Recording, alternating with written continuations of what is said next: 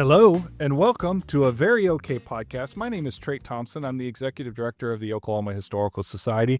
And with me, as always, is Dr. Bob Blackburn. Bob, it's great to be with you here today, and I hope you are doing well. Thank you, Trey. I am. Had a great Thanksgiving holiday with my son and daughter-in-law and two grandsons. Went up to Estes Park and stayed in a cabin for about 4 days. My sister brought her two girls and two grandsons, so the boys just wreaked havoc on the cabin, but we had a great time. And just, I'm already missing that, camaraderie with the family. Yeah, that's great. I'm glad you got a chance to do that. We traveled down to my aunt's house, which she lives just a few miles west of Abilene, Texas, on a little town of Merkel off of I-20.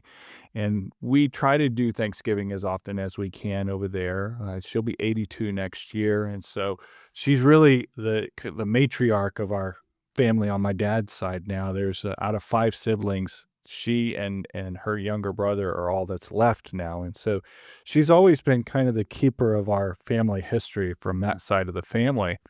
And one of the things that was really touching is she had seen pictures on Facebook of my daughter Lila and I doing the Living History program at the Dokesville Candlelight Tours. And just an aside, if you've never had a chance to go to those, next October, you should really make a point to come down because Callista Stevens and her staff at Fort Towson do an incredible job there. But she saw that Lila enjoyed doing that, and so she brought Lila back into her bedroom and kind of opened up this hutch and pulled out a red bonnet. And she gave that to Lila, and it is Lila's great-great-great-grandmother's bonnet. Whoa. My 2 times great-grandmother through, so it was through my dad's mother's side. And her name was Annie Shaw. She was born in 1890 in Erath County, Texas. But really special heirloom that she gave. And so she said she wanted Lila to have that to use when she's doing her living history presentation. So we were all very touched by that. It's funny. And, over the years, probably the greatest joy I've had at the Historical Society was getting collections in. And one thing I noticed is that typically families tend to focus on the descendants of a family that will appreciate history. Like, early on, my aunts and uncles all knew I would be a historian someday. It's just because I loved it. And so I ended up with my grandmother, born in 1893. I have a bonnet that she wore. She never went outside without a bonnet on. She was from that generation. And I had my granddad, Stetson. He was born in 1888. And his stuff, he started working for Oklahoma Natural Gas in the 20s. And I have his pressure gauge, and I have stuff from all that. So I've been able to collect. They take pine knots down in the hilly Arkansas and use them for torches. So I have pine knots. I have, just things like that mean so much to me that I'm going to pass on to whichever of my grandsons become more of the historian. More And inclined. we'll see. I've got to live long enough to figure out which one is going to really treasure those things and remember. Yeah, well, those are great. And those kind of heirlooms, they really connect us to our relatives from the past. And when you can hold something tangible in your hand that they held or they wore, it just feels more special, I think. I have a few of those things. I have a Colt revolver that belonged to my great-grandfather. Of course, I have my father's cowboy hat that he wore when he was doing some ranching, and several items of my stepfather as well. And so it's just nice to be able to have those items and to be able to pass them down. So with the stories. And the stories are what keep people alive in our memories. We've got to remember those stories. That's exactly right. In fact, I told my aunt, I said, I need to get you to write these stories down. And so I told her, I'm going to start sending you emails, which I haven't done yet, but I need to do. I said, I'm going to start sending you emails with questions so you can answer the questions, so I will have a record of these stories, because every time I go visit her, I learn something new about my family that I didn't know before. Mhm. Well, we all have these regrets. Why didn't we ask somebody a question when they were alive? And as we age, we see the perspective of time, and it becomes more important. Why didn't I ask that? I want to know more about it. And to me, that keeps families alive, the stories of families alive and passed on to the next generation. Well, our topic today is a good one, and I'm really excited to get into it with you. Last year, I read a book that captivated me, and it was called The Boys of '98, Theodore Roosevelt and the Rough Riders by Dale L. Walker. And as I was reading that book, and it's not a terribly long book, I'd say maybe 250 pages or something like that, the book is peppered with references to people from Oklahoma Territory and Indian Territory who enlisted in Roosevelt's Rough Riders, the First US Volunteer Cavalry Regiment, and eagerly wanted to go to the front. And it's also peppered with quotes about Roosevelt's admiration for the Oklahomans and those from Indian Territory who fought in the war. And I thought, you know what? This is a topic that we don't get into very much. The Spanish American War seems to be a little bit of a forgotten war. Civil War is a biggie, World War One is a biggie. But I feel like that it's something that's important that we should all know about. And at the time, it was the biggest thing going in the country. I mean, it was all the newspapers, it was all the rage, and it was a source of patriotic fervor that we were going to go over there and we were going to liberate the island of Cuba from the Spaniards. And so I thought it would be a great opportunity to talk about the Spanish American War, but also talk about the role of Oklahomans in that war. Yeah, Trade, I really see two themes that would impact why so many Oklahomans were part of that war, why Theodore Roosevelt took such an interest in the Twin Territories and would be such a big part of our history. Really, no one knew about Theodore Roosevelt before. He was, New York governor, reformer, businessman, but he was also a cowboy. No one would have known that in Oklahoma Territory or Indian Territory. But there are two things that, to me, tie into why the war was so important. And again, it's timing. 1898 was a pivotal year in Oklahoma history. Everyone thinks of 1889, the first land run, or they think of 1861 and the Civil War, or 1803, Louisiana Purchase, or even 1907 with statehood. But to me, to understand communities in both Indian Territory and Oklahoma Territory, 98 is critical because by 98, you already have 9 years of land openings in the West. So you already had the unassigned lands open in 89, Cheyenne Arapaho lands in 92, Cherokee Outlet in 93, and really only parts of western Oklahoma unopened, the Kiowa and Comanche lands, most significantly, Wichita and Caddo. But so you have people coming to Oklahoma. Now, if the war had been fought 10 years earlier, there would have been no one here to join, largely. But you had the land openings, and then on top of that, you had the prosperity coming back to the Southern Plains. The Southern Plains had had an extended period of drought from the 1880s into the 1890s, but we were coming out of that drought. Good rains in 96 and 97. The price of crops on the world markets were going up. People were looking for opportunity. For example, in 1892, when the Cheyenne Arapaho lands are open for settlement, over half of the homesteads were never claimed originally. And so, because people didn't think they could make a living by farming out in western Oklahoma with the drought, so they didn't come. Well, that began changing by 90. People started moving farther west, claiming more land, adding value to the land and the sun and the seeds and growing crops, bringing in livestock. And so the population is growing and coming in from around the country.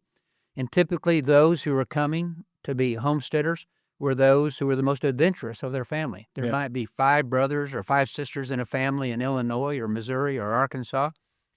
And the one that was the most bold and the most aggressive is one that said, I am going to leave my family. I'm going to leave the place I know. I'm going to leave my church. I'm going to leave the sense of community and go out to the frontier. You had to have a certain sense of adventure and willingness to get involved and almost this aggressive assertiveness to do that. So the DNA starts changing in Oklahoma Territory.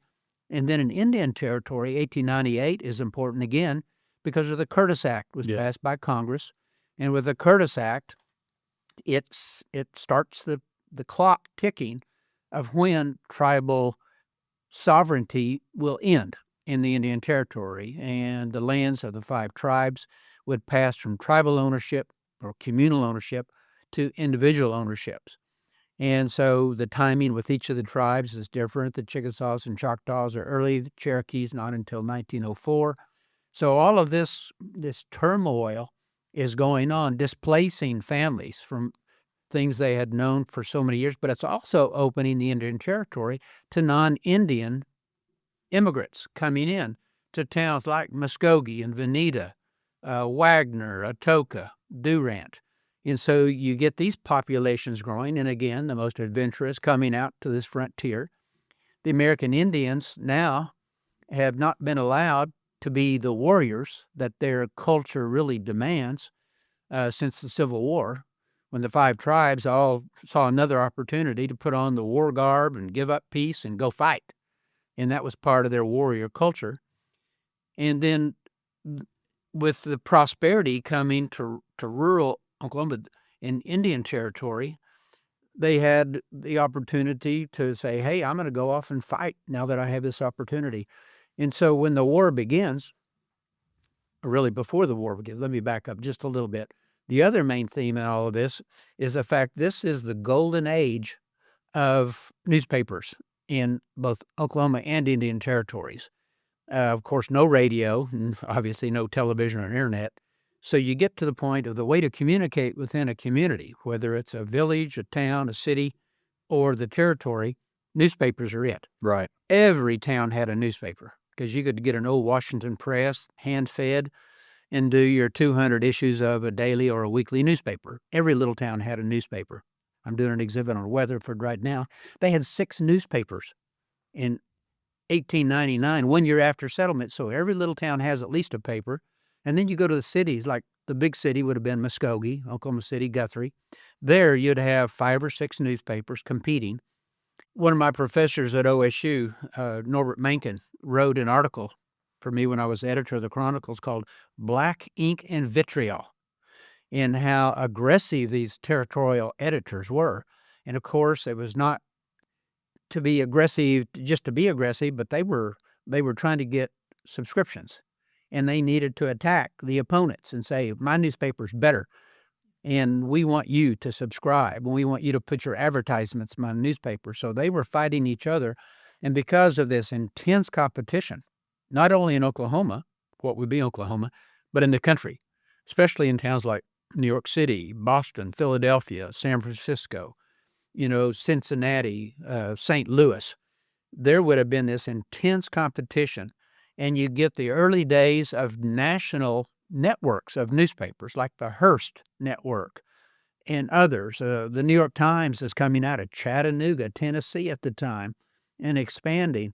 And so you get this intense competition with the black ink and vitriol of being aggressive, trying to be sensational, coming up with the latest news that will generate attention. So if someone is at a news wreck, they're going to buy your newspaper, not the other newspaper. Yeah. So you throw in this new culture of newspapers being so competitive and so aggressive and in a way sensational. You add that to Oklahoma's martial spirit of warrior traditions among Indians, the militaristic, physical nature of the immigrants who have come here, the prosperity that makes everyone feel proud of the American story. We're emerging from the damages of the Civil War. We're becoming an industrial might in the world. Soon Theodore Roosevelt would be president and express that better than any other leader of his time. And people are ready for something new. What's the next frontier? How can we prove ourselves, our manhood, and how can we satisfy this martial spirit?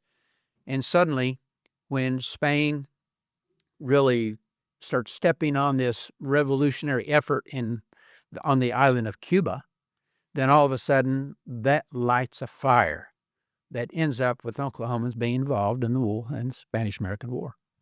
Yeah, and We had had a fascination as Americans with Cuba for quite some time. In fact, James Polk, when he was president, offered to buy Cuba for $100 million. Franklin Pierce renewed that offer in 1854. So we're talking even before the Civil War, there was an interest. And the Spanish were some of the last of the remaining of the old world up in our hemisphere. And so I think there was also a little bit of an idea that we need to get those Europeans out of our sphere of influence here in the United States of America. It really heats up. There was a group of revolutionaries that start fighting in the mid 1890s, and things really start to heat up in 1896 when the Spanish appoint a military governor named General Valeriano Weyler y Nicolau to be in charge. And he really tries to suppress the rebellion in very harsh terms. He opens up concentration camps, he rounds people up, he also suppresses the media, which Hearst, as you mentioned, Hearst was not a big fan of. So Hearst actually sends over a couple of reporters to get a sense of what's going on the ground over there. Interestingly enough, one of the reporters he sends was a man named Frederick Remington, who we all know today as the incredible Western artist, who was a painter in sketches and those great bronzes. And they end up touring around the island, and they end up interacting with some of the revolutionaries. But at that point, it's pretty quiet, not much going on. In fact, Remington cables Hearst in New York, and he asks permission to come home. He says, everything is quiet. There's no trouble here. This is in early 1897. There is no war. I wish to return. And Hearst famously replies, you furnish the pictures. I will furnish the war. And just it's exactly what you said, Bob, with that era of sensationalism. And this Free Cuba movement, it takes over because all of the newspapers across the country are really siding with these revolutionaries in Cuba. And I get the impression that our revolutionary spirit here in America, we really identified with these people trying to throw these European overlords off their islands so that they could govern themselves. Very much so. And in fact, this whole era is interesting in so many other ways. This new American spirit, finally, I'm sure a lot of people thought, well, we can finally enforce the Monroe Doctrine. Let's keep Europe out. And if you look at architecture, another way to look at this whole thing, this is the era when you start colonial revival architecture, where Americans are trying to get away from the European styles of Gothic and even neoclassical to a degree somewhat, and they're going to American revival. Let's back at our own heritage for the ways that we should be expressing what it is to be American. This is the age of Frederick Jackson Turner, the great American historian who in 1893 came up with the frontier thesis on what makes America different from Europe. So there's this national pride growing within the hearts of Americans and almost an anti-European sentiment and kind of an America First movement well before the current age.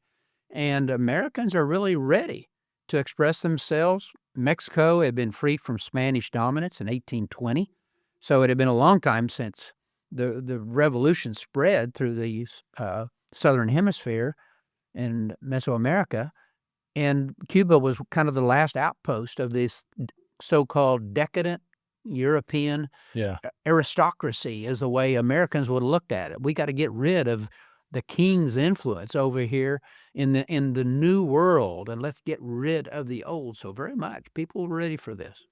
And so the powder keg that sets everything off is the USS Maine and the explosion of the USS Maine in Havana Harbor. But the question is, why was the Maine even there? And in January of 1898, the U.S. consul in Havana, Fitzhugh Lee, he advocated for the ship to come as sort of hey, the Americans on the island are getting a little nervous and a little restless. Maybe we can come and kind of tamp things down a little bit. So the ship arrives on January the 25th, 1898, and then they do all the pomp and circumstance that they have dinners on the ship, and it's sort of diplomatic negotiations and all of those things.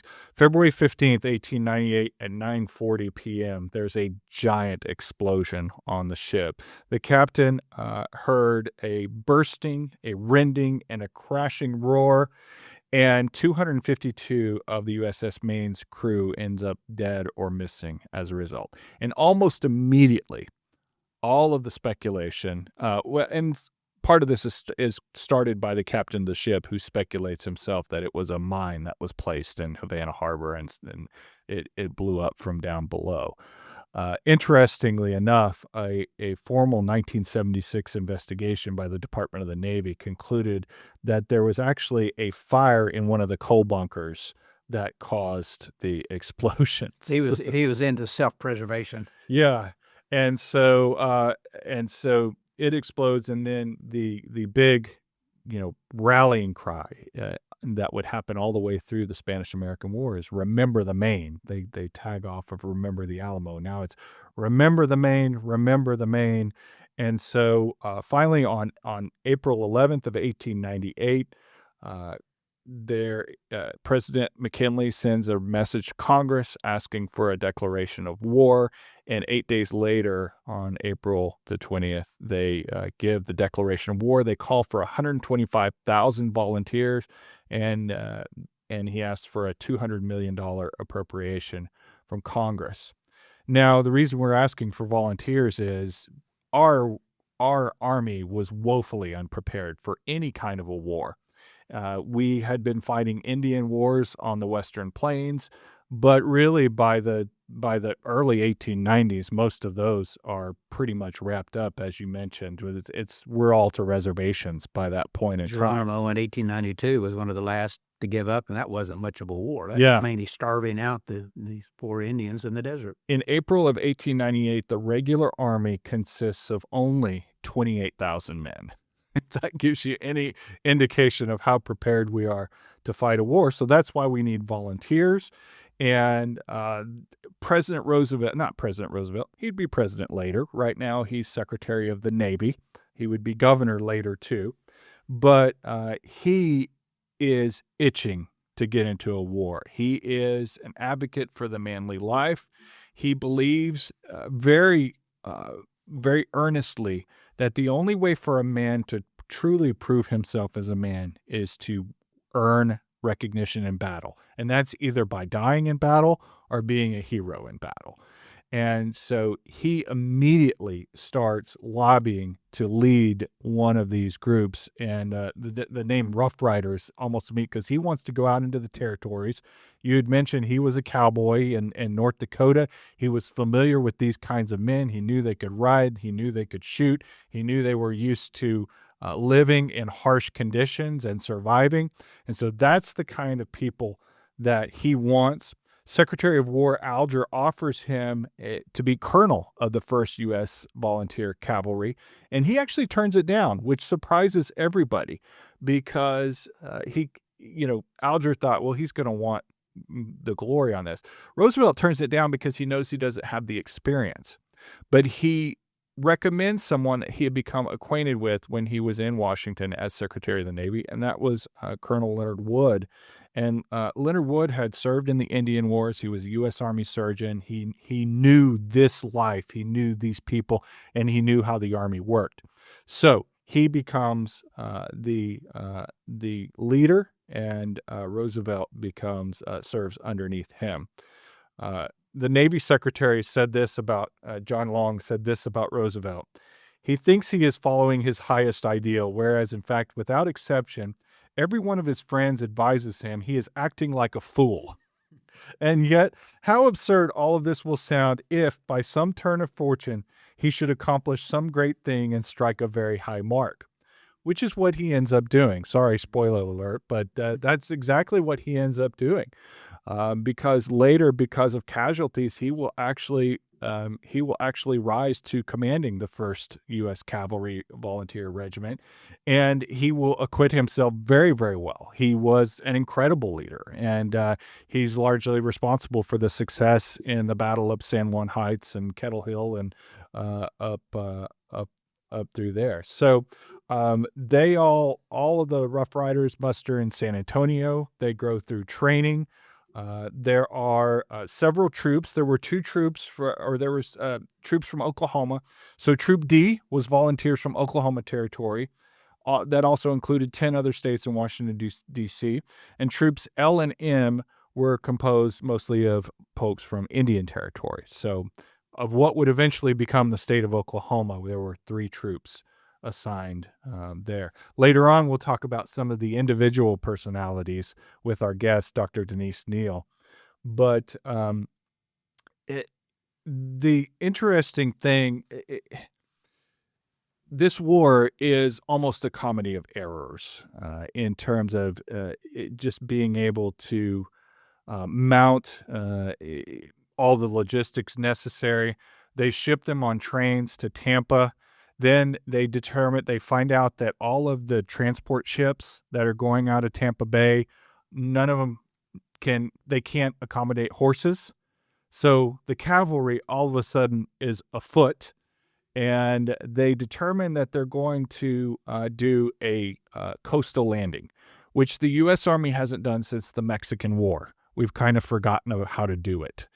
And so they determine that they're going to bombard Daiquiri as a feint, and then they are going to come ashore a little bit down the beach, and then they're going to try to make their way to Santiago, where the Spanish defenses are, and try to dislodge the Spanish from the city of Santiago. It is Colonel Leonard Wood says this. It was a good thing that we were fortunate to be going to war with a broken down power, for we would surely have deduced a hard time with any other. And well, and too, a lot of people forget that Cuban culture was split. You had a lot of native-born Cubans that wanted the Spanish there because they took advantage of their connections. But then you had a lot of the former slaves. You have a lot of the poor people who wanted to overthrow the Spanish and the aristocracy of the age. So the Americans had the advantage of having a lot of people in rural Cuba very supportive. And without that, we may not have won the war. yeah, absolutely. Because, the training that they got in San Antonio, we had not fought in a jungle environment before. And what they find out when they get there is those roads are narrow. The canopy on either side is very, very thick, and they have the Spanish firing down on them, and they can't see where any of the fire is coming from. Part of the reason for that is the Spanish are using smokeless powder. And so they can't see where those shots are coming from. And for a while is kind of mass chaos. The first battle that we fight is on that road up to Santiago called Las Guasimas. And we end up being victorious. It's about a 2.5 hour battle. But we took the Americans and the Rough Riders took casualties in there. One of those was Captain Alan Capron Jr., who we'll talk about in a little bit with our guest. And then the next battle will find us at the base of the San Juan Heights. And the San Juan Heights are these hills you have to get through to be able to get to the city of Santiago. And they are heavily fortified by the Spanish. And not only that, there's lots of structures on these heights for the Spanish to hide behind. And ultimately, San Juan Hill was a short distance behind Kettle Hill, and San Juan Hill was about 125 feet high. The assault on the San Juan Heights begins on July the 1st of 1898 at 8 o'clock in the morning. And it was a fierce battle. The battle lasted most of the day. And Roosevelt is actually riding his horse around. Roosevelt has several close calls, both at Las Guasimas and at San Juan Heights, where he was almost shot, but didn't end up doing it. And he's riding his horse because he says he can see better from atop the horseback here. And so he leads his men up the hill. In fact, at one point, he actually gets out a little bit ahead of them, and he has to kind of go back and encourage them further a little bit. But by 2:30 on July the 1st, the 8,400 men in the American force had possession of the San Juan Heights. And that was really the end of the war. Now, the Spanish kind of put up some skirmishes for another week or so afterwards, but that ends up being it. There was not much of a resistance by the Spanish forces. And in the end, the Rough Riders end up taking the majority of the losses of anybody else. 37% of those Rough Riders who got to Cuba were either killed or wounded or stricken with disease. In December of 1898, the Treaty of Paris is signed, and out of that, Spain relinquished their sovereignty over Cuba, and they ceded to the U.S. Puerto Rico, Guam, and we bought the Philippines for $20 million. Now, we would end up having to put down a resurgence in the Philippines right after this war, but that ends up being the Spanish-American War. Through that, Roosevelt comes to have a great affinity for Oklahoma. He visits Oklahoma during the territorial days and afterwards, has Rough Rider reunions here. And I think it's safe to say, of course, we're inextricably tied to Theodore Roosevelt because he signs our statehood proclamation on November the 16th of 1907. And that is the Spanish-American War. Short, but thankfully, like Leonard Wood said, we were fighting a far inferior force. Otherwise, it could have gone terribly, terribly wrong. Well, then, too, in terms of turning points in history, not only does it give rise to Theodore Roosevelt, who would eventually become president and probably one of the most popular presidents of all time, other than George Washington. Maybe George is more popular, but Theodore became that. But it's the emergence of America as a world power. So what we think of as the imperialism of Americans, the American story, really starts with the Spanish-American War. We get our first territories overseas. We are already becoming an industrial giant with U.S. Steel, with the Vanderbilts and shipping, and goes on with our industrial might. And within a few years, our industrial output would exceed all of the European countries together.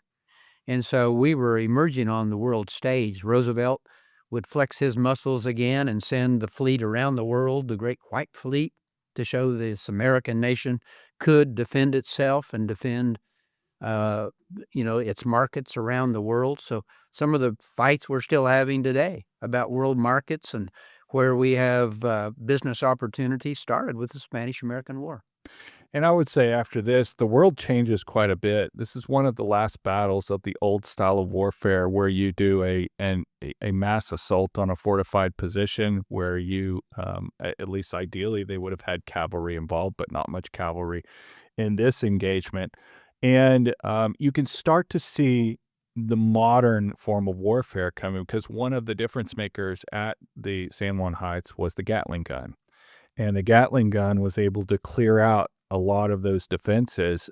In fact, I read a quote in one of the articles I read about this war that almost every American who served at San Juan Heights specifically remembers that da-da-da-da-da-da-da-da of the Gatling gun. And it was influential. Now, of course, less than 20 years later, we have machine guns, we have tanks, we have submarines in warfare. The world changes, and flight. Flight wasn't a thing really at this point yet. Of course, Kitty Hawk doesn't happen until 1901. So, But they had balloons for observation. yes, So really, in terms of the signal corps going up, this is the beginning of that. yeah, and they had done that in the Civil War too. There's an interesting story I read about that they put their balloon too close to the line during a couple of these battles, and it was target practice for the Spaniards in firing at the balloons. So there were a lot of people who were upset with the signal corps and the balloons in this particular instance. But yeah, I mean, this is certainly an example of old meets new, and the old will not come back after this war. It will be a lot different by the time we do this again in World War One. You mentioned memory too. I've read a lot of accounts of the Oklahomans who came back from the war, and they do remember the Gatling gun, but they also remembered the crack of the bullets whizzing by them. And it's because with those Mauser-made guns that the Spanish were using, basically a bullet was breaking the sound barrier as they came by. You were hearing the crack of that sound barrier coming with that bullet by you. And so you hear the gunfire, then you hear that bullet coming by you, breaking the sound barrier. And it was a terrifying sound, whizzing, Yeah. and a crack, crack, crack all around you. So you knew that you were going in to fire. Even though you couldn't see the muzzle fire, you could hear it. Yeah, absolutely. Well, after this quick message, we will talk to our guest, Dr. Denise Neil. Spend your holiday season learning more about Oklahoma's unique and fascinating history. We have more than 50 episodes of a very okay podcast ready for your next road trip. While you're listening, maybe you'll get inspired to visit some of the Oklahoma Historical Society's museums, historic homes, and military sites across the state in 2026. Buy an OHS family membership today. It's usually $75, but we've marked it down to $50 through January 31st. That gives you 1 full year of free admission for up to 6 people to all of our sites, plus other benefits. Visit okhistory.org/join to learn more and buy your membership. Welcome back. We are here with Denise Neil. She is the executive director of the Oklahoma National Guard Museum. She's done that for 6 years. She has her PhD. She's also previously been at the 99s Museum here in Oklahoma City. And Denise, we are just thrilled to have you on this podcast. Thanks for joining us today. Thank you so much for having me. It's a pleasure to be here. Well, Denise, you're working on a big project right now. And before we jump into our topic, I really want you to tell us a little bit more about it because it's pretty exciting what you guys are doing with a brand new museum that's getting ready to open. Yeah, the museum project started a few years back in earnest. We've received funding from a bond issue, and we're moving a half a mile away from our location that we've been at for 50 years. So it's a big change for us. But the new museum allows us to tell the story of the Oklahoma National Guard in ways that we haven't been able to do before, including to always include the history of the 45th Infantry Division. And so our exhibit space has gotten a lot larger. The storage space is going to be immaculate so that we have room for all of our artifacts to be properly stored. And we're really looking forward to educating the public, Oklahomans, people from out of state, international, to come and learn about the Oklahoma National Guard.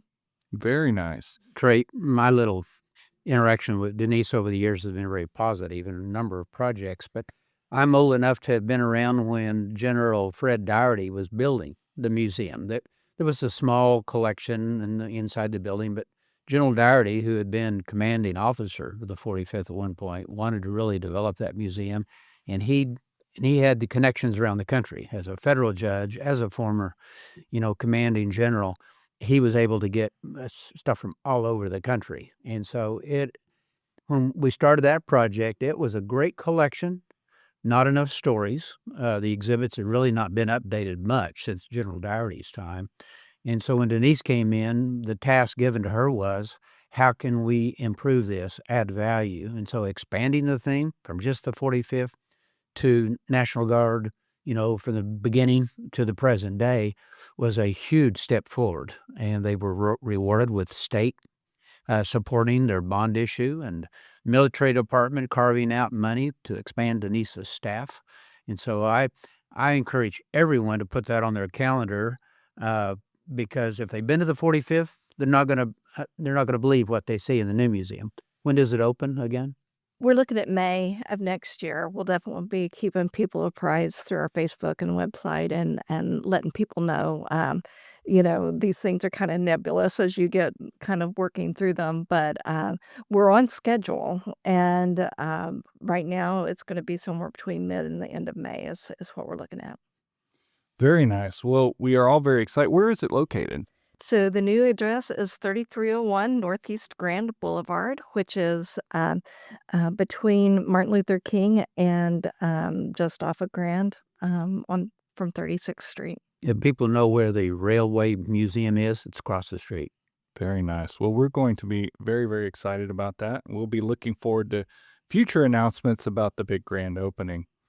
Today we've been talking about the Spanish-American War and its impact on Oklahoma and Oklahomans who have served or did serve in the Spanish-American War, particularly those that are in the Rough Riders. And this is a subject that I think not many people know about. The Spanish-American War tends to be a war that kind of gets forgotten there in between the Civil War and World War I. But as short as it was, it did have an impact. And so in your studies, Denise, what do you judge as the impact of the Spanish-American War on Oklahoma itself? So I think from our perspective at the museum, we think about the Spanish-American War as it relates to people that volunteered either with the Cav, where they were serving with the Rough Riders and Roosevelt, and also we had guardsmen that also had enlisted to serve with the volunteer infantry as well. And from the perspective of the Guard, I think when the Guard is established as a territorial militia in 1890, by 1895, they're starting to get more, they get funding, they get a little bit of more guidance from the territorial legislature. And what we have is a burgeoning organization that going off to fight, those soldiers that left the Guard, joined the volunteers, they go into war, and I think they come back with a renewed sense of what the Guard should be in Oklahoma as far as military training goes, and so there's very specific people that not only cut their teeth in going to the Spanish-American War as Oklahomans, from the territory, but they come back and the Guard grows up, and these are people like, uh, Roy Hoffman and Charles Barrett and Charles McFerrin, who all became generals in the Guard, became adjutant generals, became people that were division commanders early on in the division history. So for us, it very much is related to a development of Guard soldiers. When the Spanish-American War started, or when they knew it was going to happen, of course, this had been a war that had been ginned up in the papers for quite some time, and so there was, by the time we finally did declare war in April of 1898, there was a fervor about participating in the war. And I found in my research there was a telegram from Governor C.M. Barnes to the Secretary of War Alger, April 5th, 1898. In the event of an increase of the arm of war for Spain, Oklahoma can furnish one full regiment of infantry within 30 days, a full regiment of cavalry within 60 days. Alger responds, the president has authorized, this is April 25th of 1898, authorized an enlistment of 85 men in your territory, good shots, good riders to form a company in a mounted rifles regiment, company officers to be taken from your section. Can you give us the men? And not only Oklahoma Territory showed up in a big way. Over 400 people showed up to try to enlist for 85 spots. Indian Territory was the same thing. It was there was this fervor to want to participate in this war. And Bob, I have a suspicion that part of this was because of all the publicity surrounding it. But was there an air of wanting maybe to cleanse the palate of the Civil War in this war? Could have been, of course, Oklahoma and especially Indian Territory was very pro-Confederate. So the lost cause would have been very much on the minds of many families, including my families, both from Cherokee country and from southwestern Arkansas. And that was very much there. But a lot of the former Confederates and Union soldiers were almost reconciling. This is when you started having the big conventions nationally where the Confederate and Union soldiers would gather at Gettysburg and shake hands. And it was with the newspapers, it was covered very heavily. But it almost romanticized military action. And so this idea that, oh, well, our granddads got to fight and all the glory and this camaraderie they have now, we want part of that too. Then you combine that with the fact that Oklahoma is really still a frontier.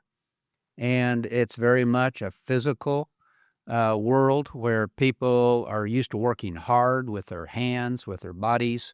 A physical world where it was a good idea to go to town to get drunk and get in a fight on a Saturday night. Things now we think of, who would want to do that? Well, then, if you didn't do that, you weren't considered a real man. And so how do you prove yourself? You do it a number of ways. And then you add in the warrior spirit of American Indians. That had always been part of Indian culture, whether it was the Southern Plains tribes or the Five Tribes, is that this way to prove yourself as a person, as a leader, was to be a military leader. So you had war chiefs and peace chiefs. You had those who in former generations had songs written about them because they were these great warriors. Well, that was still very much alive among the tribes. And then you throw in the cowboys and the frontiersmen who had come here from rural areas of the country where physical labor and military action was considered to be part of being proven as a man. You get this almost this martial spirit of the population. And then you throw that in with the nostalgia for the Civil War and being able to prove yourself there in the face of gunfire and cannon fire. And so it was fertile ground for recruiting people into the Guard and recruiting people for the volunteer regiments put together. Denise, who were some of the Oklahomans who took part in this grand adventure over into Cuba as part of the Spanish-American War? Well, it's interesting, as Dr. Blackburn was pointing out, kind of this idea that Oklahomans were ready and willing to serve and to volunteer to be part of it. And Roosevelt's kind of cast of characters is really interesting. And he gets people that he knew from the Northeast, but he's certainly looking at the frontier and kind of that spirit that Dr. Blackburn alluded to. And the Native Americans, I think, participation is really interesting. One of the stories that we're going to cover in the new museum related to Spanish-American War is William Pollock, who was Pawnee. And Pollock was singled out by Roosevelt as being a really great fighter during that war. And Pollock, along with, I think, 7 other Pawnees that had signed up to participate, certainly there are other tribes involved, Cherokee fighters, etc. And this idea of diversity within these troops, certainly there's Buffalo soldiers that fight in the Spanish American War, but there's a connection between Native Americans and white soldiers that isn't as segregated in that way, and they fight along side by side. And so Pollock's story is really interesting, not only because Roosevelt singles him out as being an exceptional fighter, but Pollock contracts malaria, as many soldiers did when they were fighting in Cuba, and comes home and he dies about 6 months later from pneumonia that was exacerbated by contracting malaria. And Roosevelt even sends a letter to his family afterwards and offers his condolences for his loss. But, so that's just one story of a Native American that serves. But certainly you have early soldiers that are involved in the regulars that fight Cape Ron, who becomes the first officer that's killed in action in Cuba. It's an interesting thing to think about, that kind of idea of sacrifice for someone else's um, revolution. I want to go back to Pollock just a second, because I found a great article as I was working through in the Chronicles of Oklahoma that mentions him, and there's some really good quotes about him. Of course, like you mentioned, Theodore Roosevelt said he was one of the gamest fighters and best soldiers in the regiment. A full-blooded Pawnee, Pollock was a solitary fellow, an excellent penman, much giving to drawing pictures. He was an accomplished artist, and he was best remembered for his paintings on wagons used by the Indians, and some of his work was actually exhibited in the Smithsonian Institution. This is one of my favorite quotes that I found in all of my research, though. Roosevelt recognized Pollock's sense of humor, and there was a barber that was cutting hair there, and Pollock said, "You better cut mine. Don't want to wear mine long like a wild Indian when I am in civilized warfare." I thought that was a great line there. I thought I had heard most and looked at most of Pollock and the quotes surrounded thereof, but that one is new to me, so I am delighted to learn that. Maybe it's not too late to make it into the exhibit. Maybe not. At least I'll inform our volunteers. It'd be a great docent story to share. And Trey, speaking of the Pawnees, Pawnees were known as some of the most fierce warriors on the Southern Plains. In fact, they were almost a solitary tribe against everybody else. The Osage fought them. All the Cheyenne Arapaho fought the Pawnee. The Pawnee were known as warriors to be feared.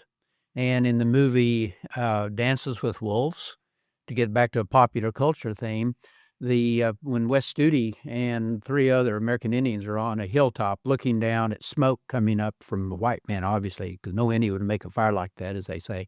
Those are Pawnees in that movie. Okay. And they were feared by white settlers. They were feared by the other tribes. And disease is what really decimated the Pawnees. But Pollock had survived, but he continued that warrior tradition that had been passed down from generation to generation and revered around the campfires. So, man, you wanted to be honored. Yeah. That was a driving force. Today we might say we want, money, cars, houses, vacations, all.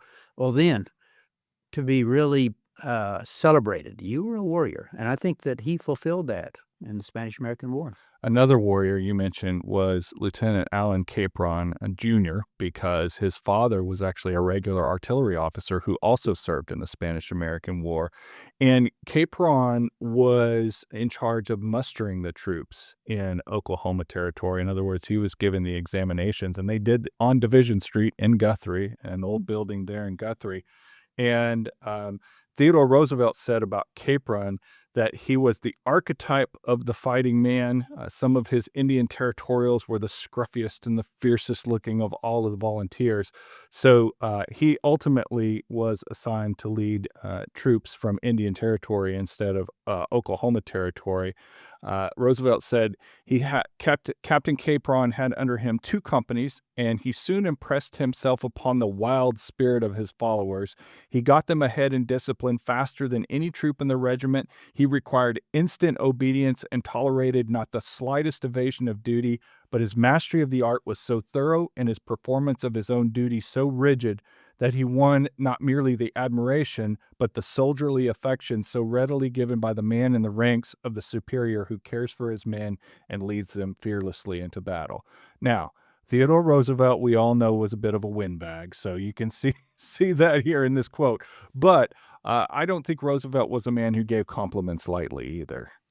No, I don't think he was. And I think that he saw in Capron, just like he did with Pollock, a leader. And I think that if you think about his leadership going into battle in Cuba and then leading from the front, he was a leader that worked with his soldiers. He was not somebody that was giving orders and then sitting back from behind. And so I think that he's a really important figure. And I think the praise is definitely warranted. He volunteered to be in the front during one of the assaults at Las Guasimas, which was the first battle that they fought in Cuba, and he was killed. He was killed in that action. And I found this quote from the Oklahoma State Capitol newspaper, June the 4th of 1899. At the engagement of Las Guasimas, Captain Allen K. Capron of the Rough Riders, son of Captain Capron Sr., was killed. His body was left for a time where it fell. His hat was placed to cover his face and a black rubber poncho thrown over the body. Only the rough, mud-clotted shoes protruded from beneath the poncho. Word was sent to Captain Capron Sr., and he soon reached the scene of the engagement. White-faced but upright, he stood for a moment, looking down at the black, forbidding outline in the bypath, and all that remained of the last of his 3 promising sons, and stooping, he lifted the hat from the dead boy's face, and gazing at him with moist eyes, said, "Well done, boy," and then replacing the hat, he turned on his heel and marched stiffly away. I mean, what would that have been like to be, you're in the same battle with your son, your last of your sons has fallen, but also that sense of pride of what your son accomplished in battle. I think that in the military, there is a closeness that exists between soldiers, and then I know we see it in the Guard where you have generational family members serving and sometimes serving in the same war. And I think that for that family, I don't know how you process that grief in that moment, but you know, as a soldier, that he did his best and that he was a good leader, and that probably his own self sacrifice had helped save other soldiers. And so, um, one of the interesting things about working in a military museum is we get to tell these stories of tragedy, of triumph, of this process of what it's like to be in battle. And I think that just goes to show that, you know, there's always an underlying current of story filled with emotion anytime you tell the stories of war. Yeah, absolutely. Well, let's talk about someone you can't talk about Rough Riders in Oklahoma without talking about Frank France. Because not only was he in Theodore Roosevelt's Rough Riders and acquitted himself very well, that's where Theodore Roosevelt really got to know him and came to respect him, but later became a good friend of Theodore Roosevelt's, and then territorial governor of Oklahoma. So, what can you tell us about Frank France? Bob, do you have a better sense of Frank than I do? I Well, he was a young man at the time, and I think the youngest of the territorial governors. And Frank came to Indian Territory. Where was he from? He came to Enid, To Enid. and he and his brothers opened up a hardware store, a lumber yard, a brickyard, and a hotel together in Enid. And he was in Troop A during the battle, and he took command of that troop when Captain Bucky O'Neill was killed. And he heroically led his soldiers up the hill, San Juan Hill, the San Juan Heights, amidst the Spanish bullets and all of the shrapnel that was being thrown. He was recommended for the Silver Star for gallantry under enemy fire by Roosevelt. And then after the war, of course, he became a friend of Roosevelt. And one of my favorite stories about Frank France is he and Roosevelt, France would drop by the White House occasionally. You know, Roosevelt believed in the strenuous life, the manly man and everything. He and France would have boxing matches in the White House, and more often than not, France would knock Roosevelt down or knock him out, and so I think that that's what impressed Roosevelt enough that he eventually appointed him the postmaster of Enid in 1902. And then the Osage agent at Pawhuska in 1904, and then he was appointed the last territorial governor he took office in 1906, and at 35, he was Oklahoma's youngest governor at that time. I don't know if we've had a younger governor since then. Well, I think 35 is the youngest you can serve as governor under our Constitution. So, I forgot about those boxing matches. That was a good story. yeah, I mean, can you imagine let's stop by the White House and let's have a boxing match with the president? But that was Roosevelt. And then France ran on the Republican nomination to be Oklahoma's first governor as well when we achieved statehood. And he was a Republican. And of course, we all know Republicans didn't fare well in those first few elections in Oklahoma. So he did not win that election. But certainly, you know, one of the more famous, there's actually a painting in the capital of, actually, there's two paintings in the capital of Frank France. One of them is his portrait of the territorial governors that's with all the other territorial governors in the Blue Room.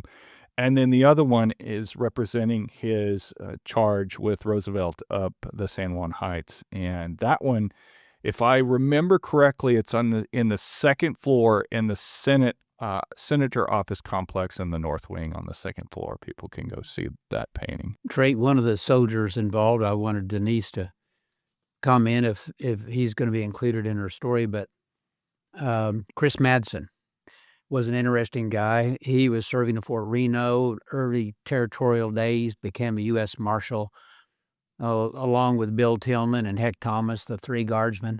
And he must have been in his 50s by the time the war started, but somehow, through his connections with U.S. Deputy Marshal or the Deputy Marshal's service and political connections. He somehow got appointed and became quartermaster. But in his 50s, uh, is he going to be included in the story in the museum? Or We do not have him included in the story. Space constraints kind of got us a little bit. Where when we cover Span Am, we give people a little bit of background because, as sometimes wars that are far and distant away, people don't have a knowledge. So we drop people in a little bit with a little background, talk about the Maine going over. Right now, our plan is to borrow from OHS collections, the porthole from the Maine that you guys have in your collection. And so we want to give people that background information.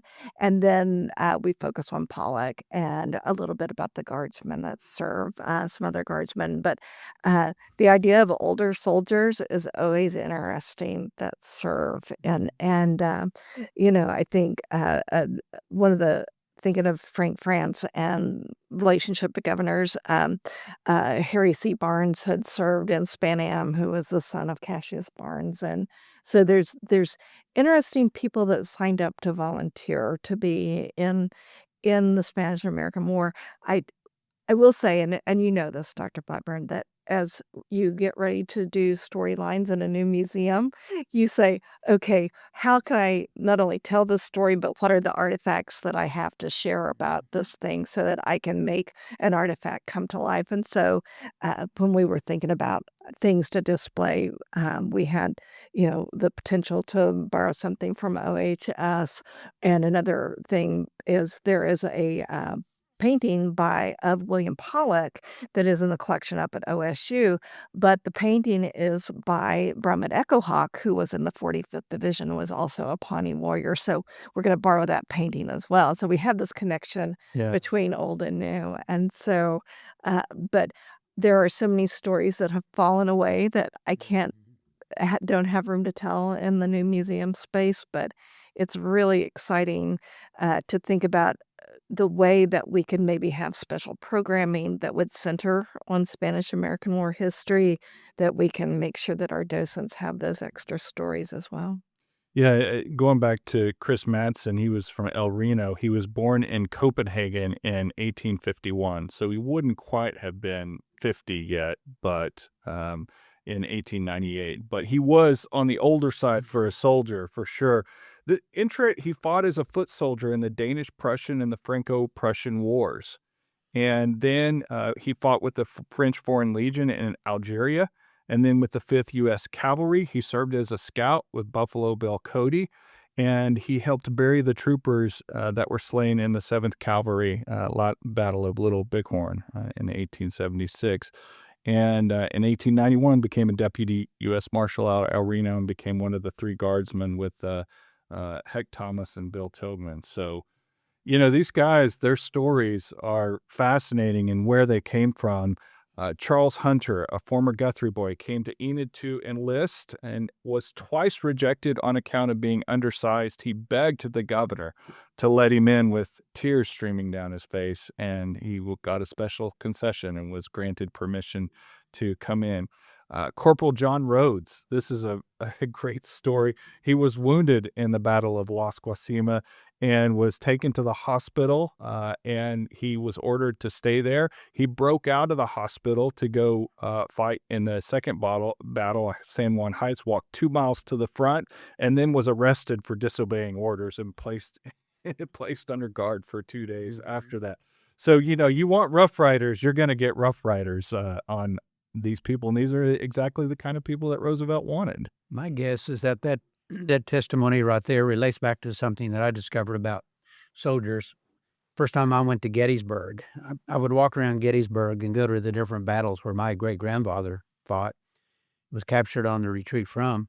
But the only thing that made sense to me, and Denise, I don't know if you've dealt with this in the Guardsmen, but the only thing that made sense to me about being in line of fire is that you stayed in your place, did your duty, partly because of the guys next to you. This sense of responsibility for those. So he didn't want to be left behind because he thought he could help protect his buddies that he had either enlisted with or, got to know. That's the only thing that makes sense to me. How do you Pickett's charge. Why run up that hill facing the cannon fire? It has to be because I'm protecting my cousins and the folks from my hometown who are next to me. I think that is absolutely true among guardsmen, especially when you think about the way that the National Guard grew up in Oklahoma, and so that you enlist and you train with the people from your hometown or your home area, and you know those people. Now, when you get to somewhere like World War II, and there's a lot of enlistees that are just drafted into being in the division, but you still uh, have that training and that camaraderie with each other, and it is very difficult to know why people fight, and I think when you think about Span Am and, people coming into that war, and you think about the people that are in Oklahoma Territory at the time, they have a pioneer spirit. They are willing to take on a fight or to forge their own path. And I think to be part of something like a revolution to free the Cubans from Spanish rule, plus the way that it had been portrayed in the media, there was a lot of people that said, I want to be part of this. I want to be part of a situation where I'm helping. Of course, the sinking of the Maine and the way that that's portrayed by Hearst in his papers has a lot of influence. But I do think that there's a pioneer spirit in Oklahoma Territory that led people to fight. And I know that people that have served in the Guard at large, as far as fighting and going ahead and charging and going into battle, is a sense of duty and a sense of self-preservation for yourself and to help save your fellow soldiers. Mhm. Here's an interesting tidbit that I ran across too in researching this. Did you know that Will Rogers volunteered for the Rough Riders, but he was turned down because he was too young?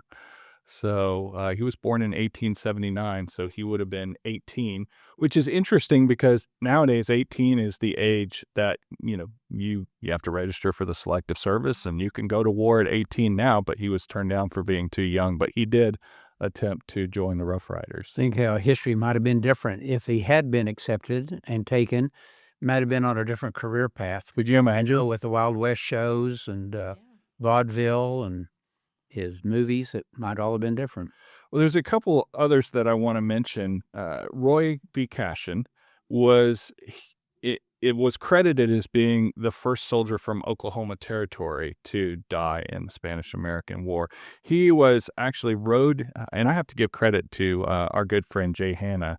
I saw him the other day, and I told him about this podcast that we were doing, and Jay told me that he said, "Oh, Cashin, Oklahoma, named for Roy V. Cashin." I said, "I don't know that story." So he told me the story about him. He rode from Hennessy to Guthrie to volunteer, and he served in the Rough Riders. He was killed in the July 1st, 1898 charge up of San Juan Hill, and the state capitol newspaper on July 27th, 1898 wrote, "Roy V. Cashin is a noble soldier and a worthy member of the troop of Rough Riders. He fell with one of its noblest officers and chivalrous gentlemen, Lieutenant Capron.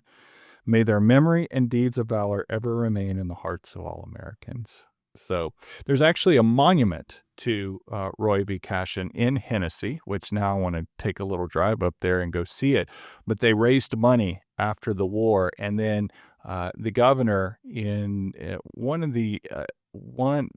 of the sessions, I believe in 1900, of the territorial legislature, asked the legislature for $2,000 to be able to complete that monument there. But it is there, and that is the town of Cashin is named after Roy V. Cashin. The town of Capron, Oklahoma, is named after Alan Capron.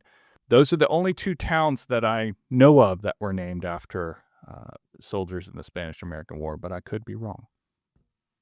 So another one I want to get to is Robert Bell Houston. We actually have his letters in our collection here at the Oklahoma Historical Society, and he was born in Hamilton, Ohio. He moved to Guthrie in 1892, opened a law firm there.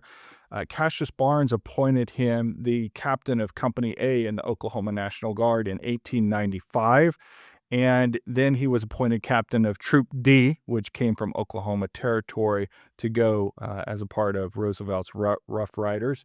His wife vehemently did not want him to go to war. She was convinced that he would be killed or that he would die of disease. over there. And in a little bit of foreshadowing, he didn't die of disease during the war, but after the war, he enlisted in the regular army, and he went to the Philippines as a part of the Philippine insurrection, and he ended up dying as a part of that campaign. So he describes the Battle of Las Guasimas. My troop was under 2 fires from the front and the right rear. We kept moving in, though, by running forward and lying down to fire. The firing was terrific. I saw one man shot through the right breast and another through the right and through the left forearm. The Cubans captured a Spaniard the same afternoon, and he said to them, "We don't understand those Americans. When they fire, when we fire, they don't stop."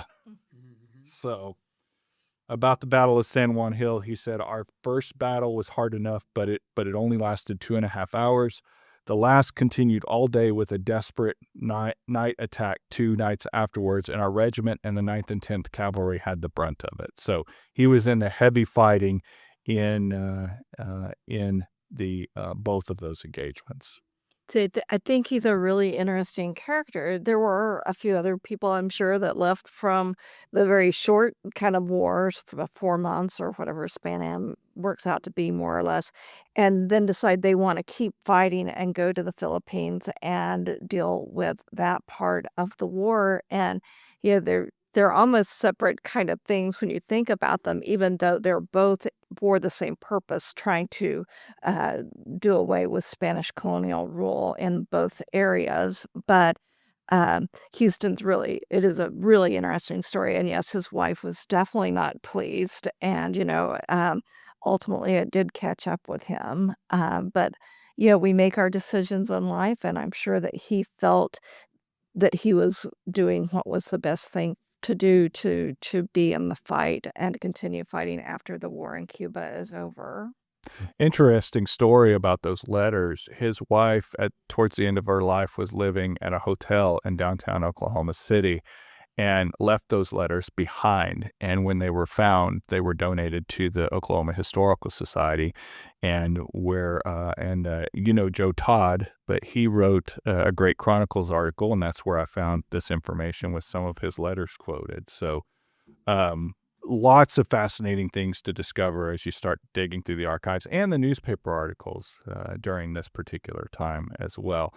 I mean, we could probably talk for the next 2 hours about Oklahomans who made an impact. There's no doubt whatsoever that Theodore Roosevelt felt like that Oklahomans were amongst the cream of the crop in that war.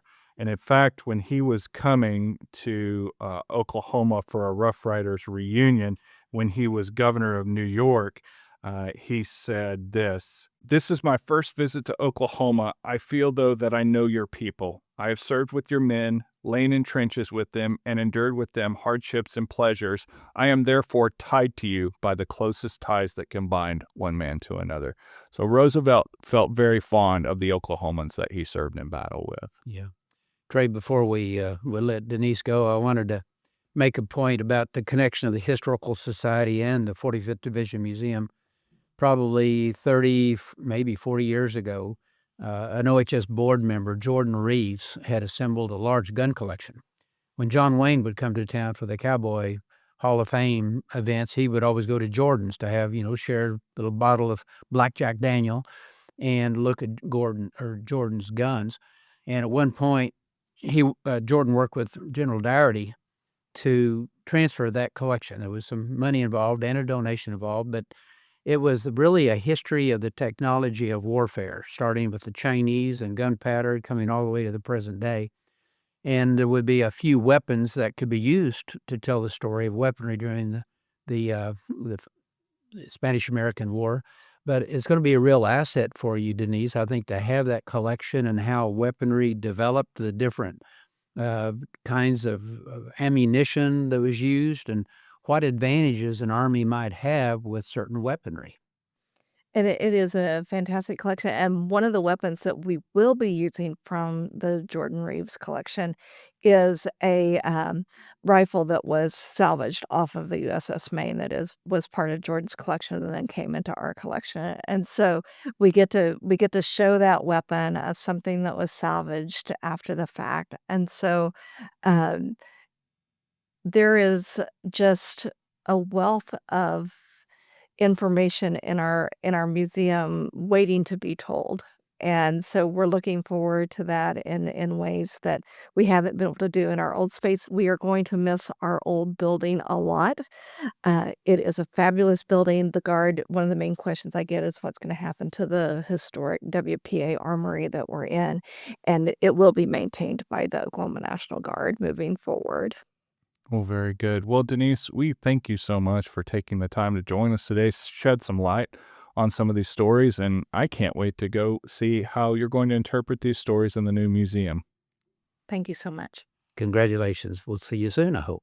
Thanks. Well, Bob, I enjoyed talking to Denise about Oklahomans who served in the Spanish-American War, and I'm really excited about that museum she's getting ready to open. Yeah, I was asked years ago, maybe 10 years ago, to write a project brief for that museum, and what could it be beyond really remembering the sacrifice of the 45th Division. And I had an uncle who fought in that division, so it was personal.